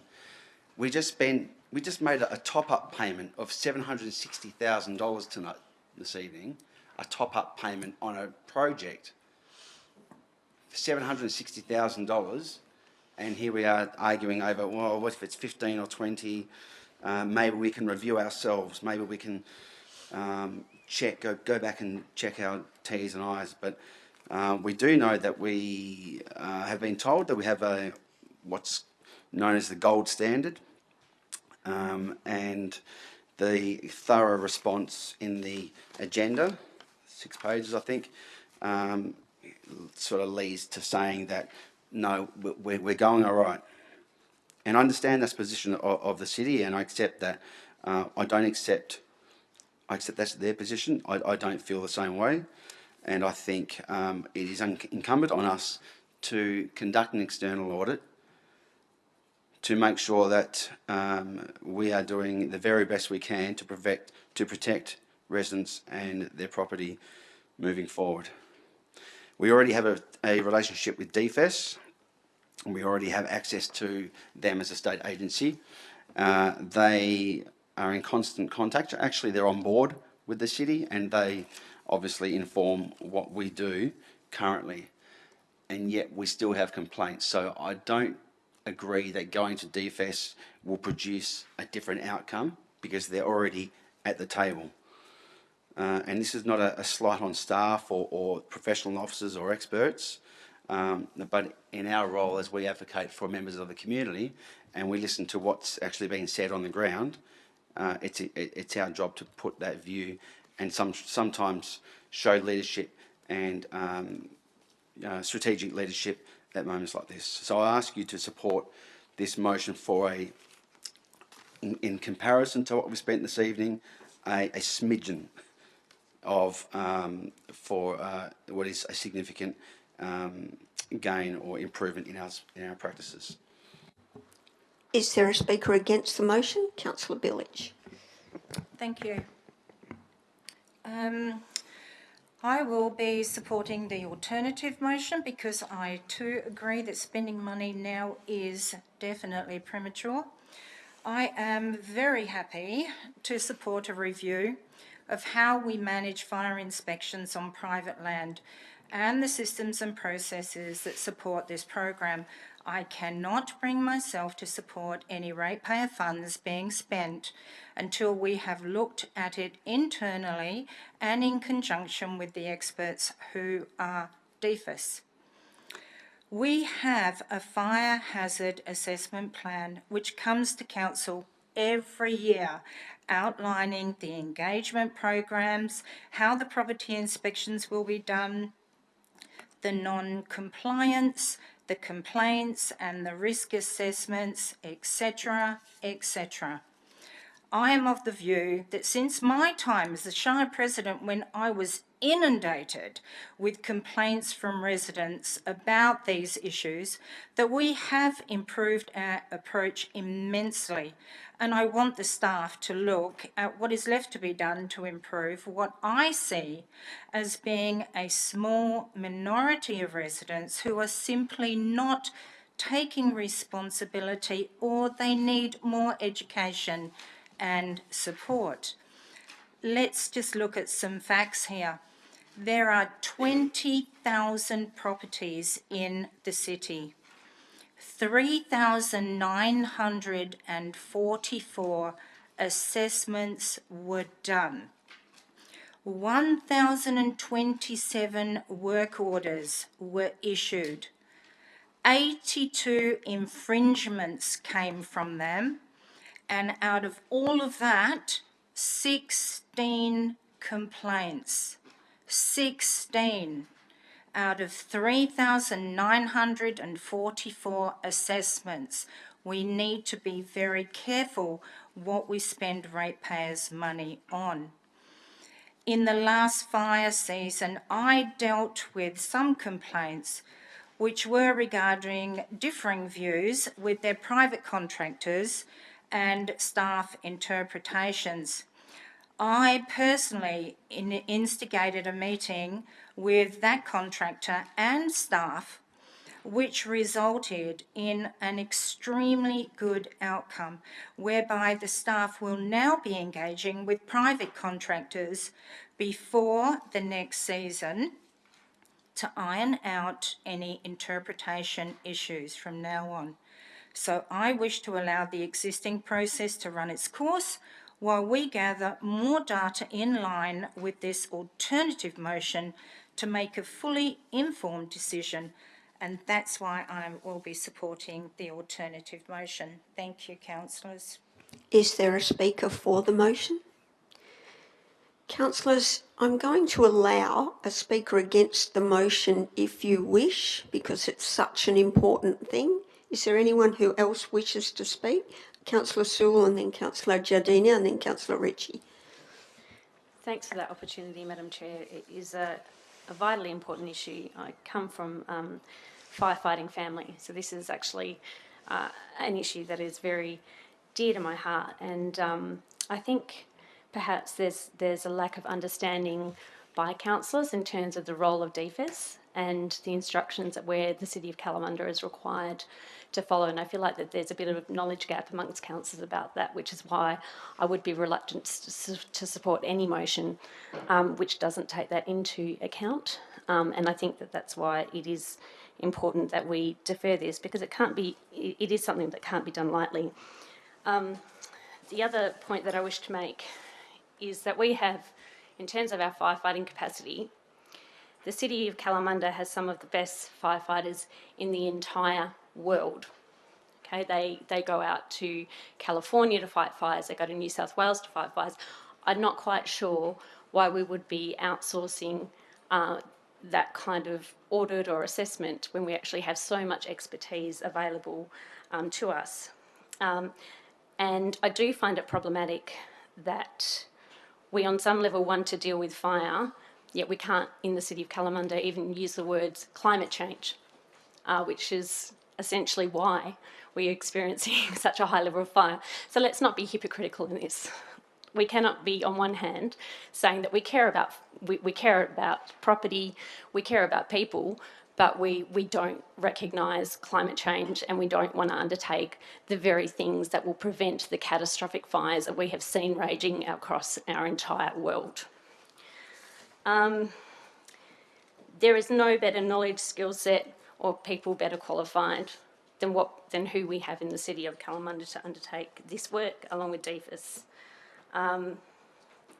That's all I would like to say about that. Thank you. Councillor Giardina. Sorry, Councillor Stella. Can I do a point of order? Thank you. I'd Yes. like a point of order. It was raised that some councillors, and I was just wondering whether the implication was that that was directed at us, that we don't understand or know about DFES and so on and that sort of stuff. And I'd like to know whether that reference was made to, particularly to us and in particular to me. Considering that I spent 4 years working for CALM fighting fires, Councillor 16 years with... Councillor Sewell said no, Councillor Stallard. So let's move on to Councillor Giardina. Madam Chair, look, there's a lot of passion in the room in respect to this item. This is why I would like to defer this item, where we can bring it behind closed doors and let's have it out in a positive way, and hopefully the results will be, and I'm being forced this evening to vote against this motion, where there's a lot of this motion has been the catalyst of this thing coming to council so we can deal with it. So I'm being forced to vote against it, and yet there are stuff in the alternative motion that are fantastic too. So what I'm trying to do with my deferral is bring them both together in a positive, amicable way behind closed doors, where we can discuss issues with the officers, and if one of the FISA guys wants to come in, fine. And I think it's so important that this needs to be discussed behind closed doors so we can get it all out in the open. I've heard, and I haven't spoken to staff on this matter myself, but I've heard that councillors have, where staff are wanting another opportunity from probably in the new fire season that they can put in place some of these other matters, other new initiatives that they may have. I think they've got to be given probably 6 months to 8 months to do that. Failing that, I have no issue with an audit. But at least, obviously there is something that's telling me that there's something in train that probably us councillors don't know about, that the officers will be doing to accommodate some of the issues that have been put out here this evening. So I think they've got to be given that opportunity. But I'm very happy that Councillor Boyd and Stallard have brought this to us this evening, or this month, and that is a catalyst of hopefully that we can come together. There's been further conversations happening with councillors and officers since the last meeting we had at that pad. So there you go. It has started. The wheels are in motion. So I think we need to sort of go back as councillors and have that conversation with the officers and others that want to come in, other experts, and before we get too carried away and councillors, you said this and I said that. I don't want any of that. I want a positive, constructive evening that we can lay some of these issues out that we may have, and the officers may have some feedback that they can give us straight away, or they can get some answers for us before we go out and spend 15 to 20 grand or whatever. So that's what I'm hoping to achieve. That's why I'm being forced to go against this motion where I wanted it, but I also want part of the other one. So I hope you get my drift. Thank you, Councillor Giardina. Councillor Ritchie. Thank you. Through the chair. And I would also commend Councillor Boyd and Councillor Stallard for bringing this motion. And in a sense, I'm certainly not disagreeing with what you're saying. I guess I'm just disagreeing a little bit with the methodology. And I don't necessarily see the two of them in conflict, because even the alternate motion looks to say that if we can't get an internal audit, then we could then look at that external one, should that be the situation. I also think that it's pretty clear that and I suppose, and I speak here as an educator who's been subject to so many external audits, I've lost count. Does it necessarily change practice? Not necessarily either. So I'm not assured that an external audit would seek the changes that we might want. And I think that in the alternate motion, it's pretty clear there's a series of things that we want done. Let's give our own officers and DFS a chance to get those things done. And if we find that that's not occurring, then even the motion itself looks to say that we could do it at a different time. I think we should go step first, have faith in DFS and our own officers, and then if we find that's not acceptable, we could then look to go to another stage. But I think the fact that the matter's been raised is very significant. Thank you. I just wish to say a couple of things. I completely concur with Councillor Ritchie. I just want to say that the number of complaints escalated to councillors, as Councillor Billich pointed out, wasn't 4%, it was 0.4%, which isn't many. And I imagine that if we spent $50,000 on an external audit, we would still have people doing that. But I also agree and thank Councillor Boyd and Councillor Stallard for bringing this up. But I think we need to be careful about money that we spend. Is there anyone else who wishes to have a say? Otherwise, I'm going to put this motion, if this is lost, I'll come back to you. I'm going to put this motion, this is lost, we'll go to the alternate, then we'll go to Councillor Giardina's. Before I just go to the right of reply, councillors, this isn't an absolute majority, it's a simple majority. Just make that correction. Go back to the mover for a right of reply. Thank you, Madam Chair. I'm a little bit perplexed by some of the comments that have been made, and I guess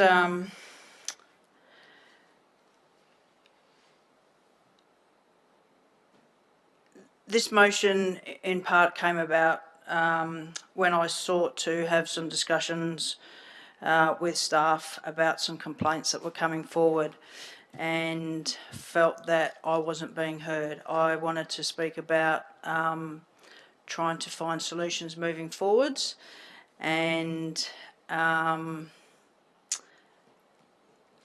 guess the way that I feel is reading the officer's comments.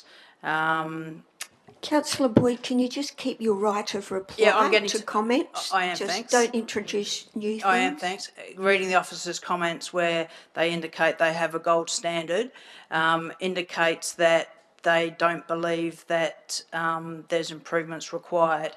So the question therefore is how can the staff do an internal audit on themselves when they've already indicated to council that they have got the gold standard? Some councillors have indicated let's get DFS on board. Well, we all know that the city pays DFS. The city pays DFS half their wage, so that's just like asking us to. It's the same. It's the same principle. Sorry, did you want to make a comment, Madam Mayor, or are you just looking sideways at the CEO? Okay. All right. Body language says a lot. We spend as I said before, 180 to 140,000 a year on audits. But there's several councillors here tonight that said we don't need to spend $15,000 to $20,000 on audits. So I would suspect that in the budget that we're about to come, Director of Corporate Services will be rejecting the audit process that the city has, because some councillors seem to think that we can do all that in-house and we don't need to spend that money anymore. So I guess we'll be making a savings there.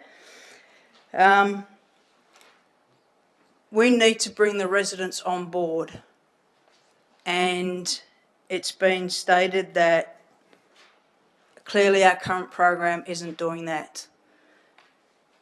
Residents themselves, I don't know how many other councillors, I know I've been copied into an email that says CC all councillors, which indicate that the program needs to be enhanced.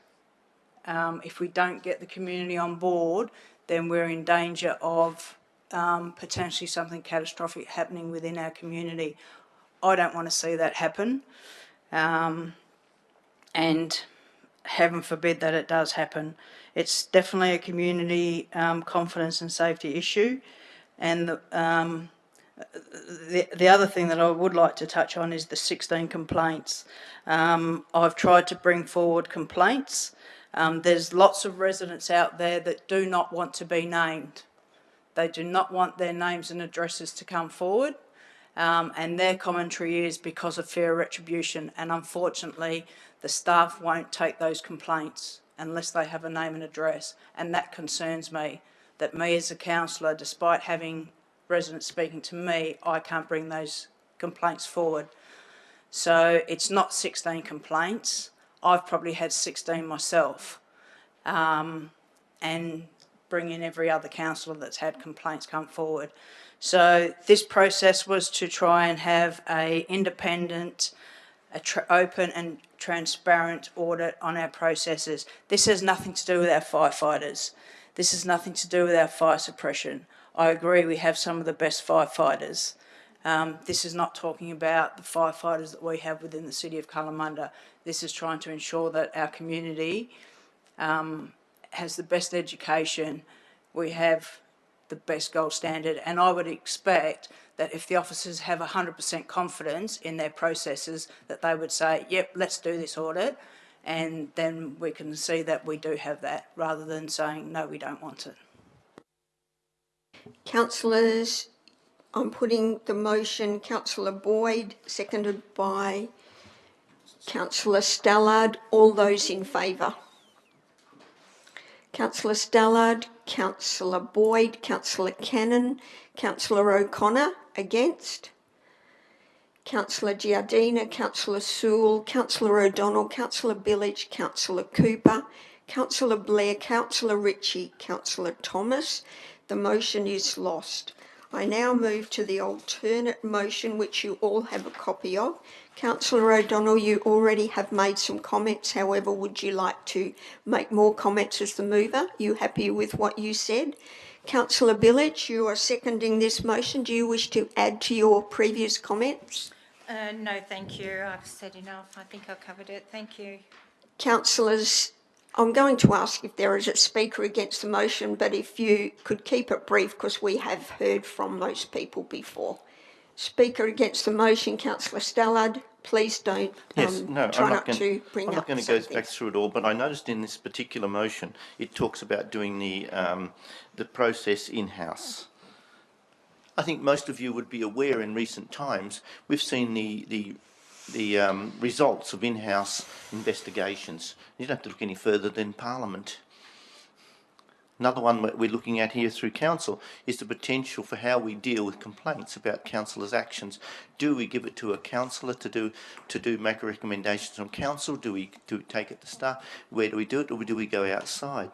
I mean, these are the issues, and why were people thinking that it might be better outside, to take away any concept of the idea of either cross-contamination of ideas, or to get rid of any potential bias. So here we are saying, let's have something in-house, but it is really hard, and I think I just want to reiterate this point, it is really hard to see the complete picture when you're standing in the middle of it. And same with the forests and the trees and so on and so on. That's what I need to say. I just don't think it's enough at this stage. And maybe what Councillor Giardina is offering is a better alternative, but to go through this other one, and I just make one quick comment. Nowhere was this particular other one, and I'm going to ask you, where does the funding come for this, for the staff that we're putting yours together? There's going to be staff spending money to do this, but it's just not direct, but it's indirect. And nobody suggested in the previous one that we were asking for money. Now we were going to put it in the budget. Is this going to go into the budget as well? Thank you. Thank you. Speaker for the motion. I just want to make this comment. There's nowhere in this motion that it says in-house. It's talking about engaging with DFIS, and it's talking about benchmarking the city's practice by looking at lots of other cities, particularly ones that have fire around them, such as Mundaring and Chittering. Sorry, but I beg to differ. It talks about staff in aspect of putting it together and staff Excuse me, involvement. Councillor Stella, you've had your say. This is visa. my say. Okay. Thank you. So it talks about those things. So is there a speaker for the motion? Sorry, I'm speaking for the motion. Is there a speaker, another speaker against the motion? Councillor Giardina, please don't Madam Chair, keep on the same thing. Yeah, all I want to do is I want it deferred so we can actually have a chat. And I think we need it based on what I'm hearing this evening. Okay, is there another speaker for the motion? If not, I'll go to for the motion. No, I actually want to speak against it. Okay. I allowed it before, I'll allow it again, but please, Thank you. please add new material, Councillor It's going to be O'Connor. great. It's going to be great. You've thrown me now, Madam Mayor. We're waiting for your greatness, Councillor O'Connor. I would just add that this links directly to DFIS. We have someone on staff, albeit half pay. This review will not bring a different outcome than what's in the 6 pages. Therefore, I strongly support, and it won't resolve the issues that some councillors have yet to actually voice in more detail. So therefore, I would strongly support an alternative motion by Councillor Giardina to defer this to a strategy session. Speaker for the motion? We'll go back to the mover for a right of reply. You don't wish to add anything, Councillor O'Donnell? Okay, I'm going to put the motion, which was moved by Councillor O'Donnell and seconded by Councillor Billich. All those in favour?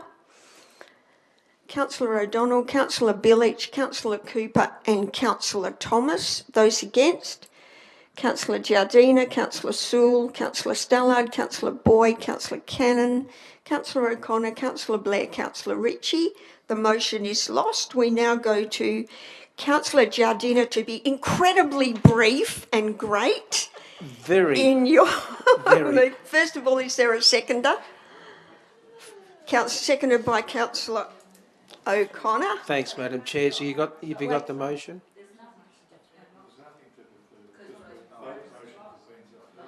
Okay, can I move a motion then that this comes to the first opportunity that staff have to bring? Move a motion. We'll just Okay, do that, great, thank you. You don't need to move a motion, we'll just do it. Yep. So, now councillors, we've got a couple more things. So because I need one, can we have a 5-minute break?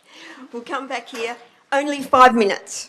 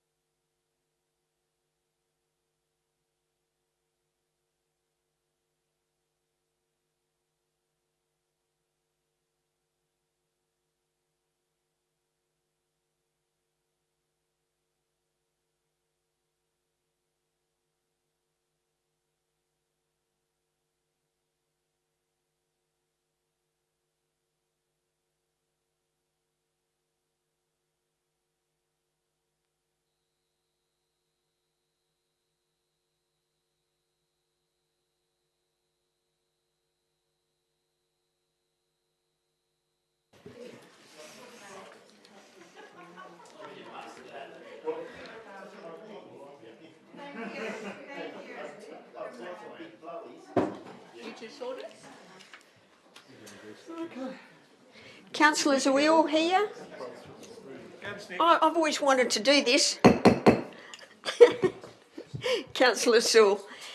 So the meeting will resume at 8:20 and we are up to page 194, Asset Sustainability Ratio, a motion also by Councillor Boyd.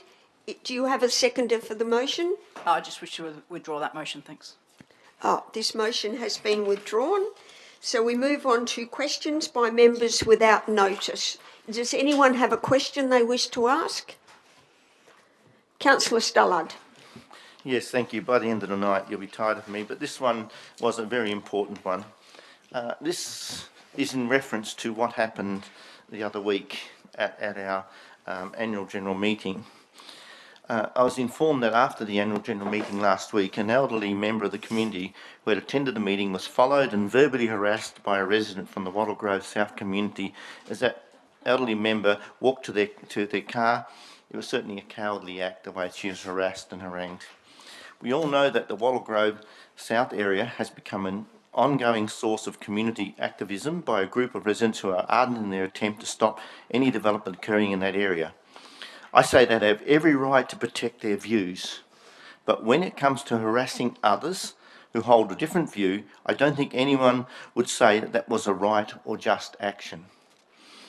I must say I find this type of behaviour to be totally unacceptable and highlights to me that we have members in our community who don't respect our democratic way.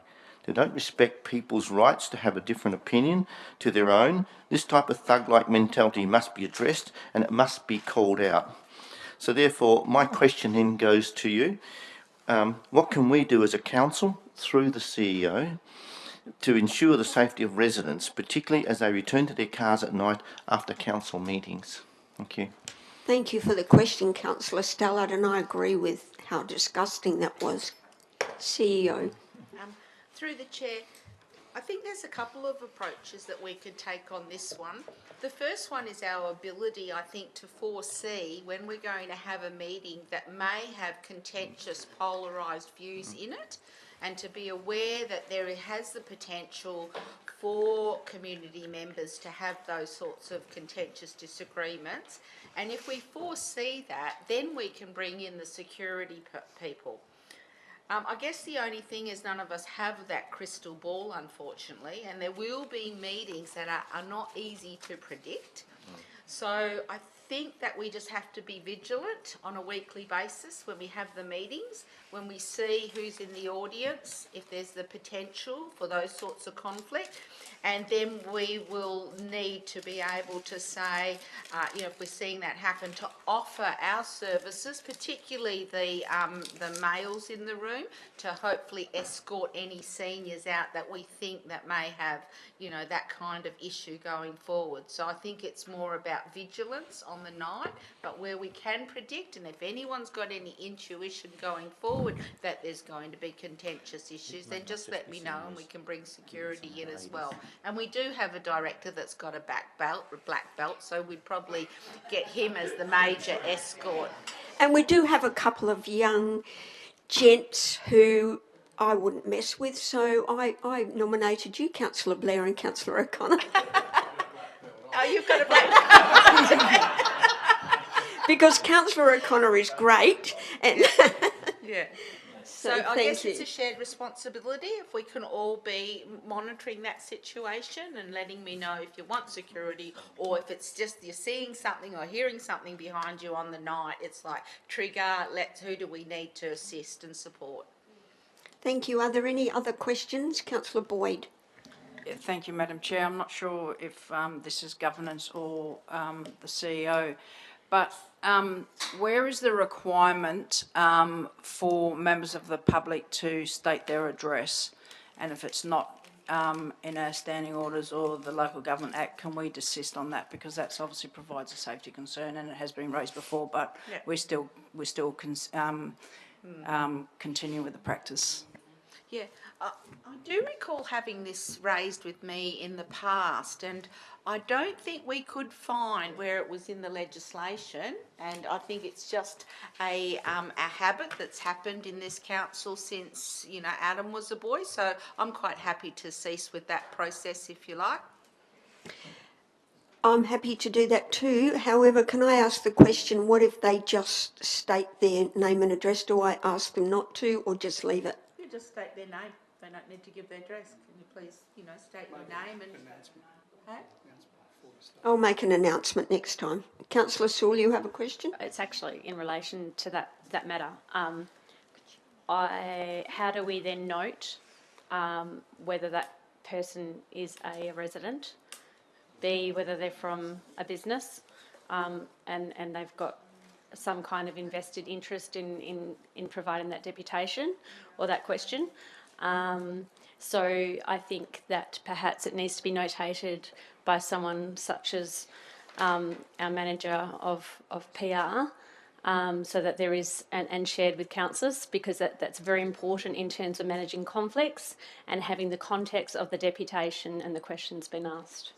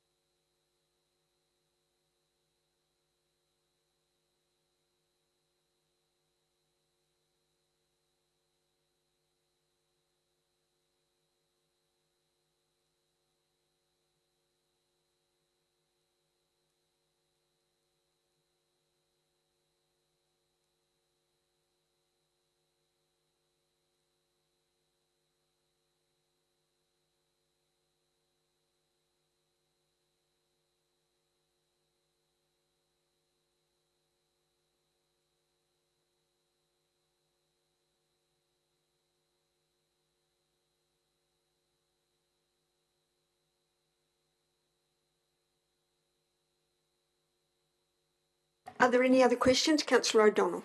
I just ask on that note that we should probably revisit the COVID register, which has everyone's names and phone numbers and addresses at the front desk.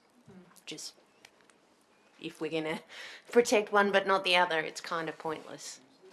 Thank you. Are there any other questions? Councillor Ritchie? Just a comment on that. I think, for example, tonight the chap, Mr Reid, I think, who was speaking on behalf of Mr Matusik, I think that's important to know that. Yes. Now, just by putting his name and address down there, it won't tell us that. So yes. I think we've got to find a balance, because he wasn't speaking as a ratepayer probably, and he was speaking on... And that, he was happy and to I say did announce that, yes. And he was happy to say that. So I think we've got to find a balance. I think we want to protect the individual ratepayers, but when someone comes to speak, because sometimes we've had lawyers here, and I think we need to know who they are and in what context, but just their names and addresses will not tell us that unless they put down representing someone.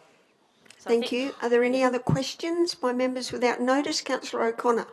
Thank you, Madam Chair. I've got two questions. The first question is, when will the results of the Zigzag survey be presented to Council? I'll refer to the manager. April. April PAB or OCM? The intent is it's going through the April cycle, so it'll be a PAB, then OCM. Thank you. And the second question is, when a resident has a work order issued on their property and they go and complete the work, is it practice for a re-inspection or a notification saying you're all good, you're up to standard? Because the feeling among several residents is that I'm always under a work order if I don't get a clearance notification or similar. Director? Through the Chair, I'll take the question on notice and provide a comprehensive response. Are there any other questions by members without notice? If not, we have some questions by members of which due notice has been given from Councillor Sewell and Councillor O'Connor. Are you happy with those answers? I'll take it that you are. There is no urgent business approved, so we need to go back to page 81, item 10.2.4. Meeting closed to the public. I'm not going to go behind closed doors at this stage. Sorry, I'm not going to to suspend standing orders at this stage unless you ask me to, but we are going behind closed doors. So we'll just wait one moment. Can I have a mover for that?